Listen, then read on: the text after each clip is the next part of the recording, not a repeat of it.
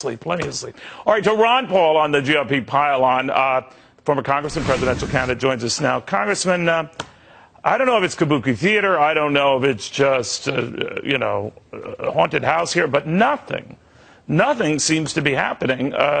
Is it a big deal? Well, on a day-to-day basis, I don't think it's too big a deal because, closing down unessential services isn't a big deal. I think long-term it's a very, very big deal, and we're marching that way. But I think they won't acknowledge what the big deal is. And that is that we can't afford it. For the last 50 years, up to, the big bust in 08 and 09, Republicans and Democrats did pretty well. They fought and argued. But the country still produced enough revenues, and it was still productive enough that you could, you give me my stuff, and I'll give you your stuff, and they got together pretty well. But the world is different now because we're down to the end where it's just not there, and the markets are fragile. And this is what happens. And I've always predicted that, the pie is getting smaller and they're fighting over what's left of the pie. And it gets to be very personal. But they won't address the subject of the big bankruptcy, nor the other big factor is what should the role of government be? As long as they will not even address the subject, can we have endless welfare spending, including Obamacare? And can we have endless overseas spending? Can we have endless monetizing debt with the Fed and think this is going to continue? I think the answer is no, but they won't even talk about it. No, they won't. They don't even agree on the little things. Do you know, I know you've been part of some of these things in the past, but when they meet, when all sides meet in a room and nothing comes of it, do you have any idea what they do in that hour and a half? I mean, I'm just curious. Obviously, they didn't find any common ground, or so it would appear. So I don't know what they talk about. Oh, you're going to watch the game tonight? You think the Red Sox have a chance? What? What are they?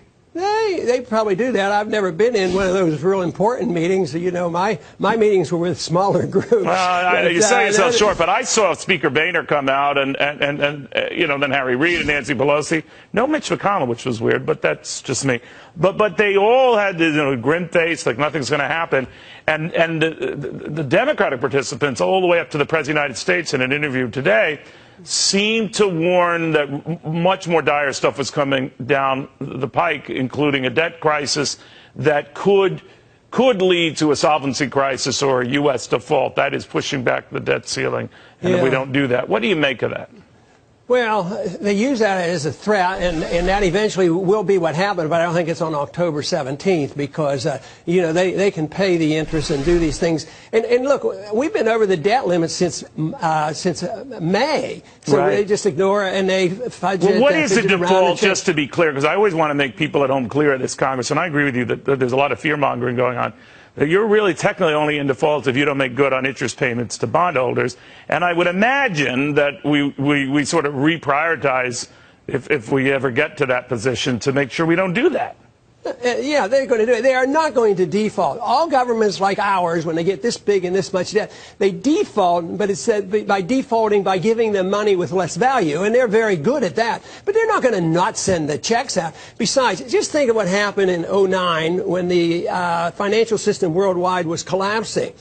The Fed was involved with trillions. Some people estimate up to $15 trillion in secret. They were able to bail out banks, foreign governments, foreign central banks, and nobody even knew what they were doing. So are they going to allow our Treasury bills, the interest, not to be paid? They're capable of doing whatever they want to do, and all they have to do is write an executive order or have the Fed do it or whatever. Well, that's what might happen. You're right. The president can always intervene and say, that's it, and he'll let the lawyers argue it out.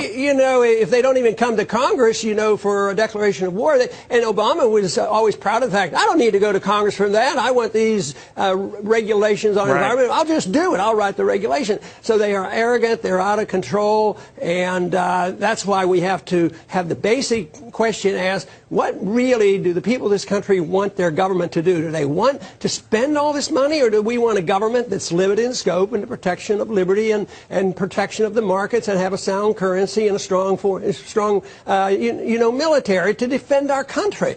But they're not asking that question. They're saying, how are we going to pull this off? And how many, are we going to go to $90 billion or $120, to keep this thing going of monetizing this debt? At the same time, the Congress is working on the absolute assumption that